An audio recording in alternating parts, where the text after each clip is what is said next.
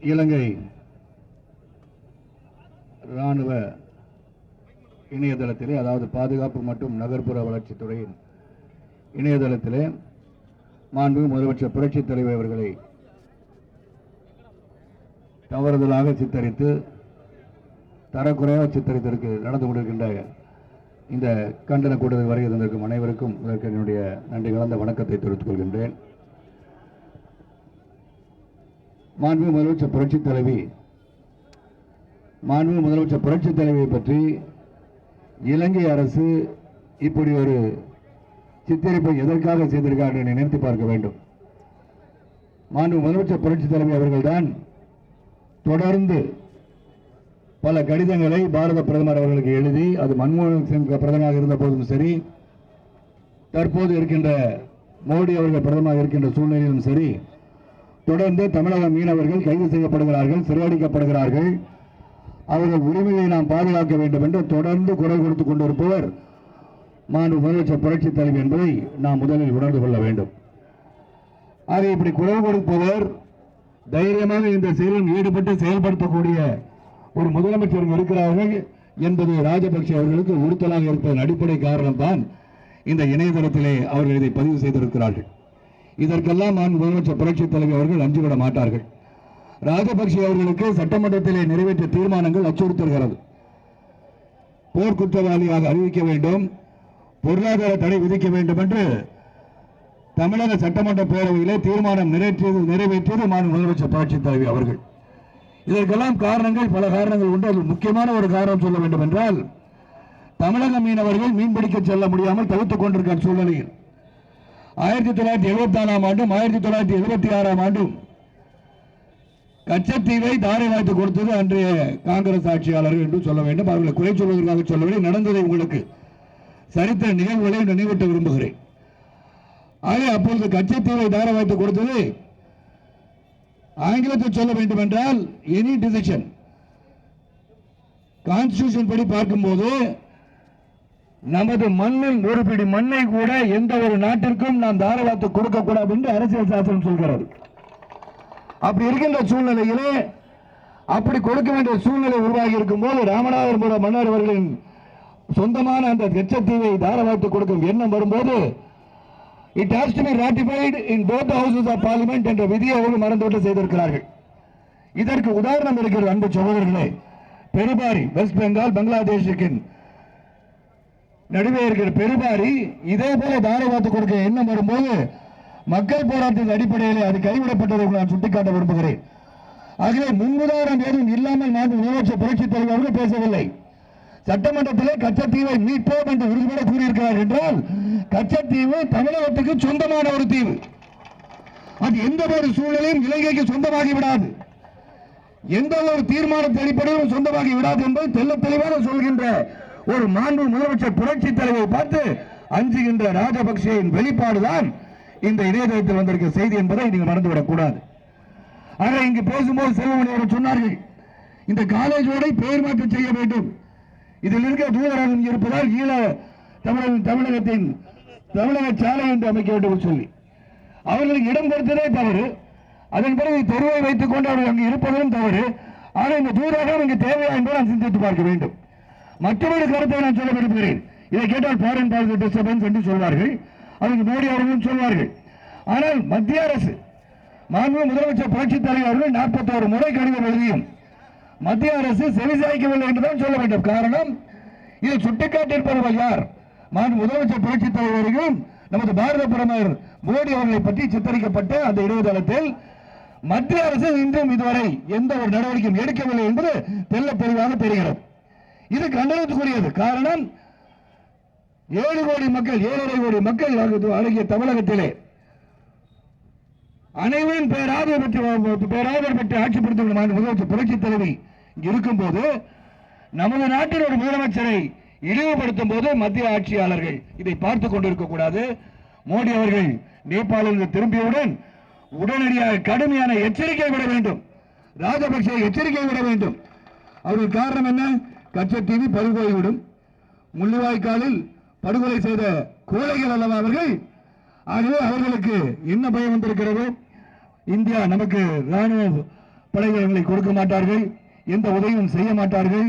இதற்கெல்லாம் தடையாக இருப்ப நான் முதலமைச்சர் புரட்சி தலைவர் என்ற ஐயம் வந்துவிட்டதால், அச்சம் வந்துவிட்டதால் அவர்கள் செயல்பாடு இருக்கிறது.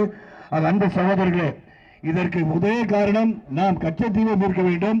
நான் முதலமைச்சர் புரட்சி தலைவர்கள் தீர்மானத்தின்படி கச்சத்தீவை மீட்பது நமது கடமையாக இருக்கும்.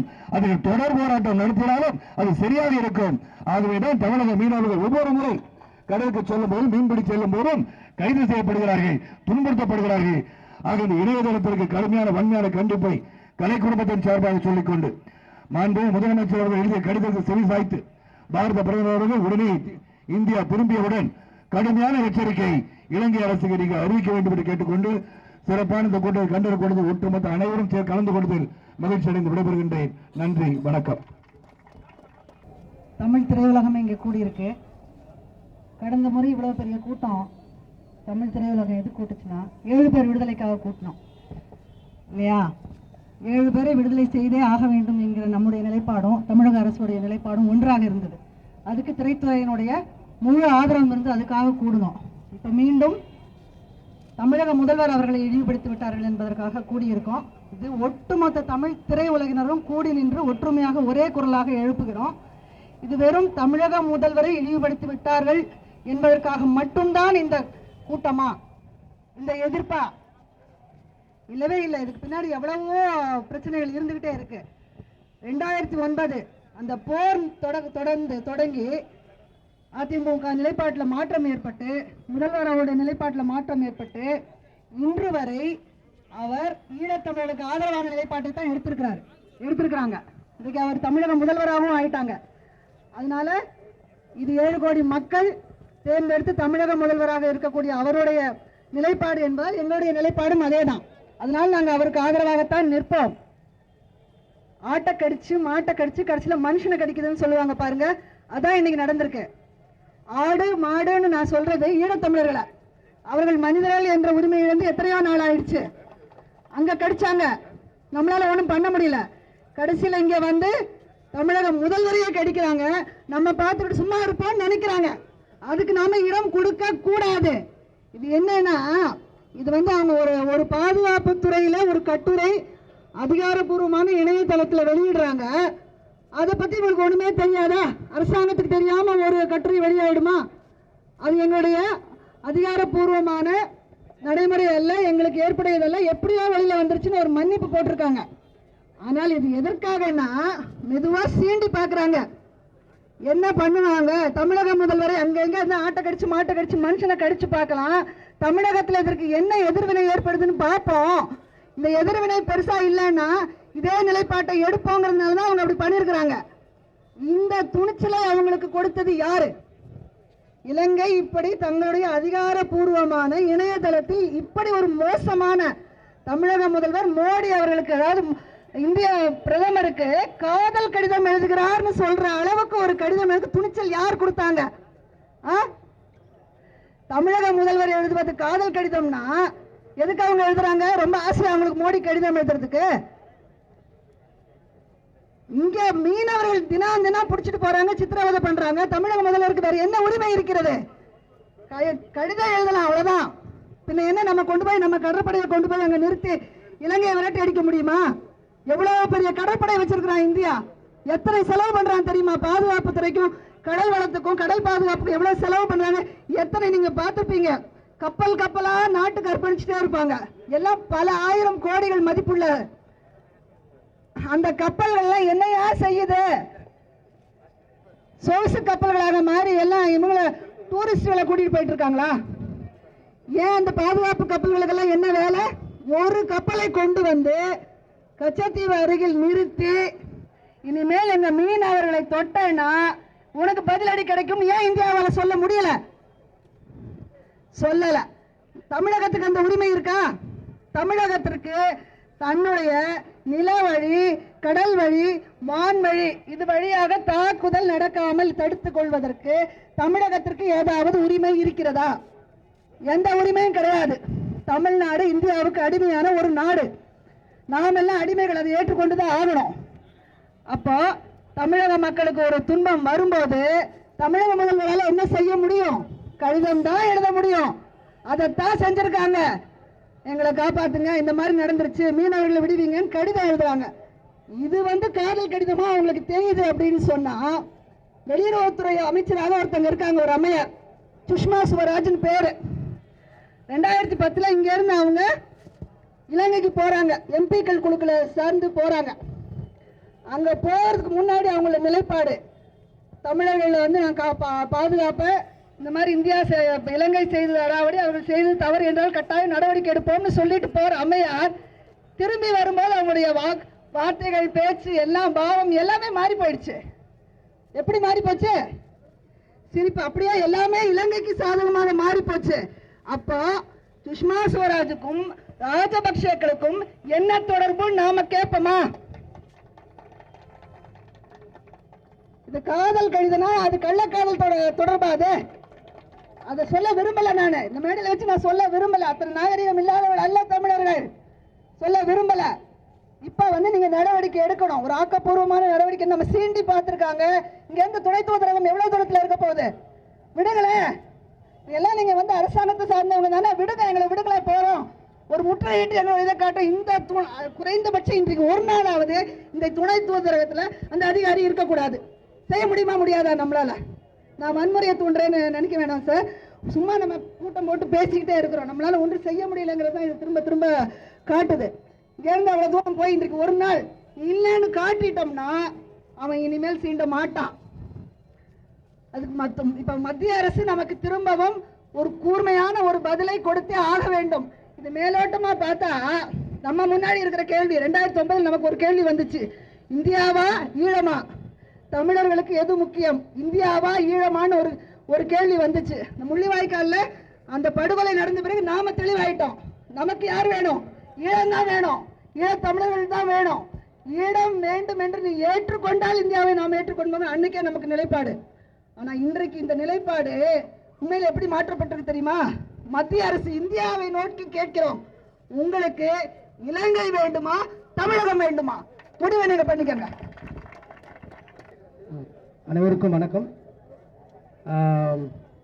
கடந்த சில நாட்களாக தமிழ்நாட்டில் நம்ம எல்லாருமே ரொம்ப காயப்பட்டிருக்கோம். தமிழ்நாட்டில் மட்டும் இல்லை, உலகமெங்கும் வாழும் ஒட்டுமொத்த தமிழர்களும் காயப்பட்டிருக்கிறோம். நமது இதயத்தில் ரத்தம் வடிகிறது. அதுக்கு காரணம் கோத்தபய ராஜபக்ஷே. அவங்க ஆத்தா பேர் வைக்கும்போது திட்டுற மாதிரியே வச்சிருக்காங்க பாருங்க. இல்லை, அவரை பற்றி நம்ம குறை சொல்லக்கூடாதுன்னு நினைக்கிறேன். ஏன்னா சின்ன வயசுலேருந்து வளரும்போது அவங்க அம்மா டெய்லி லெட்டர் எழுதியிருப்பாங்கன்னு நினைக்கிறேன். அதை பார்த்து பார்த்து அவனுக்கு ஒரு நாட்டோட தலைவி எழுதுகிற லெட்டர் கூட கொச்சப்படுத்துகிற அளவுக்கு வந்திருக்கு. இது எங்கே வந்திருக்குன்னா, ஒரு அதிகாரப்பூர்வமான ஒரு இராணுவ இணையதளத்தில் இப்படி வருதுன்னா அது ஆர்மியோட வெப்சைட்டா இல்லை பான் சைட்டா எனக்கு தெரியல. எப்படி ஒரு ஒரு இதுக்கு ஒரு மன்னிப்பு கேட்டால் முடிச்சிடுமா? எங்களுக்கு தேவை மன்னிப்பு கிடையாது, எங்களுக்கு தேவை தண்டனை. ஒரு கண்ட்ரியோட, ஒரு நாட்டோட பிரசிடென்ட் இப்படி ஒரு ஈழத்தனமான ஒரு கேவலமான விஷயத்தை பண்ணிட்டு எனக்கு ஒண்ணுமே தெரியாதுன்னா உனக்கு என்னதான் தெரியாப்பா? ஒரு ஜாயிண்ட் ஃபேமிலியில எத்தனை தடவை உங்க சகோதரிட்ட நீ மன்னிப்பு கேட்ட? நான் கேட்கிறேன், நானும் மன்னிப்பு கேட்டுக்கிறேன். கடைசியில் இது ஒரு ஆரம்பமா இருக்கணும். கண்டிப்பா இதை இது ஒரு மன்னிப்பா நம்ம விட்டுறக்கூடாது. கண்டிப்பா இதுக்கு தண்டனை வேணும். நமது இயக்குனர் சங்கமும் தமிழ் திரைப்படம் ஒட்டுமொத்தமா இதுக்கு என்ன முடிவு எடுக்கிறாங்களோ அதுக்கு நாங்கள் எல்லாரும் பின்பலமா இருப்போம். நன்றி, வணக்கம். இன்றைக்கு தமிழகத்திலே இருக்கிற அனைத்து தலைவர்கள், அனைத்து கட்சி தலைவர்களின் காலில் விழுந்து வணங்கி நன்றி தெரிவித்துக் கொள்கிறேன். காரணம், நமது புரட்சி தலைவியை இலங்கை ராணுவ இணையதளத்தில் கேலி சித்திரம் வரைந்து கேவலமான செய்திகளை வெளியிட்டு அவமானப்படுத்தியதை தமிழ் இனமே, உலக தமிழினமே எதிர்க்கிறது என்பதை எடுத்து காட்டுகிற வகையில் அனைத்து தலைவர்களும் இன்றைக்கு ஒட்டுமொத்தமாக சிங்கள ராஜபக்சேக்கு எதிர்ப்பு குரல் கொடுத்திருக்கிறார்கள். அவர்களுக்கெல்லாம் என் நன்றியை தெரிவித்துக் கொள்கிறேன். நம்முடைய இந்திய முன்னாள் காங்கிரஸ் ஆட்சியானாலும் சரி, இன்றைய பாரதிய ஜனதா ஆட்சியானாலும் சரி, இலங்கைக்கு சாதகமாக தான் நடந்து கொள்கிறார்கள் என்பதில் எந்தவித கருத்து மாறுபாடும் இல்லை. அன்றைக்கு ஒரு ராஜீவ்காந்தி இழந்தோம் என்பதற்காக காங்கிரஸ்காரர்கள் எல்லாம் அங்கே இலங்கையிலே தமிழர்களை கொன்று குவித்த போது காங்கிரஸ்காரர்கள் மௌனம் சாதித்தார்கள். இலங்கை ராணுவத்துக்கு உதவி செய்ததாக கூட நமக்கு ஒரு பெரிய வருத்தம் உண்டு. ஆனால் அவர்கள் மாறி பாரதிய ஜனதா வந்தவுடனே நம்ம ஈழத்தமிழர்களை காப்பார்கள், இலங்கையை அடக்குவார்கள் என்று எண்ணினோம். ஆனால் பாரதிய ஜனதா ஆட்சி பெற்ற இந்த 2 மாதத்திலே பார்க்கிற போது கச்சத்தீவு நமது இல்லை என்று சொல்லிவிட்டான். எந்த சரித்திரத்தை பார்த்தார் மோடி என்று தெரியவில்லை. நம்முடைய நடிகர் சிவகுமார் அவர்கள் மிக தெளிவாக சொன்னார்கள். நம்முடைய ராமநாதபுரம் ராஜா சேதுபதி அவர்களுக்கு சொந்தமான இடம், அப்பொழுது அது இந்தியாவுக்கு சொந்தமான இடம். அதை இந்தியா தமிழகத்துக்கு சொந்தம் இல்லை, இலங்கைக்குத்தான் சொந்தம் என்று சொன்ன பாரதிய ஜனதாவை நாம் எதிர்க்கிறோம். நிறைய பேர் பேச வேண்டியிருக்கிறது. ஒன்றை மட்டும் தெளிவாக சொல்கிறேன். ஜெனீவாவிலே நடந்த மனித உரிமை மாநாட்டில் நபி பிள்ளை அவர்கள் ஒரு அறிக்கையை தாக்கல் செய்த போது அமெரிக்கா, கனடா உள்ளிட்ட 42 நாடுகள் ஒரு அறிக்கை சேர்த்து இலங்கைக்கு எதிராக ஒரு தீர்மானம் கொண்டு வர இருந்தார்கள். அப்போது இந்தியாவை கேட்டது, நீங்கள் ஆதரிங்கள். அவர் சொன்னார்கள், இந்த தீர்மானத்தை ஆதரிக்க மாட்டோம், எதிர்க்க மாட்டோம் என்றார்கள். ஆனால் பாகிஸ்தான் அந்த அறிக்கையின் 10வது அம்சத்தை யாரும் எதிர்க்க வேண்டாம் என்று இந்தியாவை கேட்கிற போது எதிர்க்கவும் மாட்டோம், ஆதரிக்க மாட்டோம் என்று சொன்ன இந்தியா பாகிஸ்தானை ஆதரித்து ஓட்டு போட்டது. அப்பொழுது தமிழக பக்கமா இந்தியா, அதில் இலங்கை பக்கமா? சைனாவும் பாகிஸ்தானும் இலங்கைக்கு ஆதரவாளர்கள், நண்பர்கள் என்றால் நாம் விரோதிகளா? 1.5 லட்சம் தமிழரை கொன்று குவித்தவன் இந்தியாவுக்கு நண்பனா? ஆகவே அருமை பெரியோர்களே, நமது புரட்சி தலைவியை அவமானப்படுத்திய இலங்கையை கண்டிக்கிறது மட்டுமல்ல, ஈழத் தமிழகத்தை இந்தியாவோடு சேர்க்க வேண்டும். புரட்சி தலைவி அவருக்கு தலைமையேற்க வேண்டும். நம்முடைய இலங்கை நாடே இல்லாமல் செய்ய வேண்டும். நான் ஒன்றை மட்டும் சொல்லி முடிக்கிறேன். தமிழகத்திலே உள்ள 8 கோடி தமிழர்களும் இலங்கை பக்கம் திரும்பி வாயில் எச்சியை துப்பி சேர்த்து 8 கோடி தமிழர்கள் இலங்கை மீது எச்சில் துப்பினால் இலங்கை அழிந்து போகும். நம்முடைய மூச்சு விட்டால் பறந்து போகும் என்பதில்லை, நாம் எச்சில் விட்டால் அந்த கடல் எல்லையிலே அது அழிந்து போகும். ஆகவே தமிழக முதல்வர்கள் வழிகாட்ட வேண்டும். உங்களை அவமானப்படுத்தினால் உலகத்து 12 கோடி தமிழர்களை அவமானப்படுத்தினான் பொருள். ஆகவே தமிழ் திரையுலகம் மட்டுமல்ல, தமிழ் உலகமே புரட்சி தலையின் பக்கம் இருக்கிறது. ஆகவே இன்றைக்கு தமிழ் புரட்சி தலைவன் கரத்தை பலப்படுத்தி ஈழ தமிழகத்தை பெறுவோம் என கூறி முடிக்கிறேன். நன்றி, வணக்கம். நமது உடன்பிறப்புகளான ஈழத் தமிழர்களை கொண்டு குவித்துக் கொண்டிருந்தார்கள் சிங்களத்தில். அடுத்த கட்டமாக தமிழக மீனவர்களை கொடுமைப்படுத்த ஆரம்பித்தார்கள். அவர்களை கைது செய்வதும் அவர்கள் படகுகளை பறிப்பதுமாக அவர்களை கொடுமைப்படுத்திக் கொண்டிருக்கிறார்கள். இப்போது அதையும் தாண்டி தமிழக முதல்வரை, அதாவது தமிழர்களை, தமிழக முதல்வரை அவர்களை கொச்சைப்படுத்துவதும் ஒட்டுமொத்த தமிழர்களை கொச்சைப்படுத்துவதும் ஒன்றுதான். ஆகவே இன்று இந்த தமிழ் திரையுலகம் இன்று அதை வன்மையாக கண்டிப்பதன் அடையாளமாக இந்த கூட்டம் நடைபெற்றுக் கொண்டிருக்கிறது. இதற்கு எந்த முடிவெடுத்தாலும் புரட்சி தலைவி அம்மா அவர்கள் எந்த முடிவெடுத்தாலும் தமிழ் திரையுலகம் அவர்கள் பின்னே இருக்கும் என்று சொல்லி விடைபெறுகிறேன். நன்றி, வணக்கம். உறக்க சொல்லுங்கள். ஈனத்தனமான இலங்கை அரசு, ஈவு இலக்கமற்ற இலங்கை அரசு, ஈவு இலக்கமற்ற இலங்கை அரசு, இணையதளம் உனக்கு ஒரு கேடா, உனக்கு ஒரு கோரிக்கையடா. புத்தம் சமணம் கச்சாமி, புத்தம் சரணம் கச்சாமி, புத்தம் சமணம் கச்சாமி, புத்தம் சமணம் கச்சாமி. கச்சத்தீவு எங்கள் சாமி, கச்சத்தீவு எங்களது சாமி, கச்சத்தீவு தமிழனின் சாமி. கச்சத்தீவு தலைவன் சாமி புத்தம் சமணம் கச்சாமி புத்தம் சமணம் கச்சாமி கச்சத்தீவு தமிழனின் சாமி கச்சத்தீவு தமிழனின் சாமி தாயை பழித்த ராஜபக்சே தாயை பழித்த ராஜபக்சே தாயை பழித்த கோத்தபய ராஜபக்சே தாயை பழித்த கோத்தபய ராஜபக்சே நீ ஒரு தாயின் வயிற்றில் பிறந்தவனா தாயை பழித்த ராஜபக்சே தாயை பழித்த ராஜபக்சே நீ ஒரு தாயின் வயிற்றில் பிறந்தவனா நீ ஒரு தாயின் வயிற்றில் பிறந்தவனா இலங்கை ஒரு நாள் அழிந்துபடும் இலங்கை ஒரு நாள் அழிந்துபடும் ஈழத் தமிழகம் உருவாகும்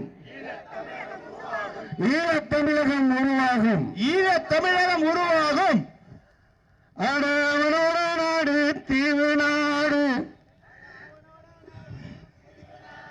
நாலா பக்கமும் கடலுக்கு இங்க தமிழ்நாட்டில் மீன்பிடிக்க ஒரு பக்கம் தாண்டா கடலுக்கு அவனுக்கு தீவு நாடு நாலா பக்கம் திறந்து கிடக்குது 3 பக்கம் இருக்குது. அப்ப நம்ம வீட்டு பக்கம் தான் வந்து தேடுறான், பிச்சை எடுக்கிறான். நம்ம ஆளு மீன் பிடிச்சதெல்லாம் தேடிட்டு போறான், உள்ள போடுறான். அதே கேள்விதான் நிக்குது.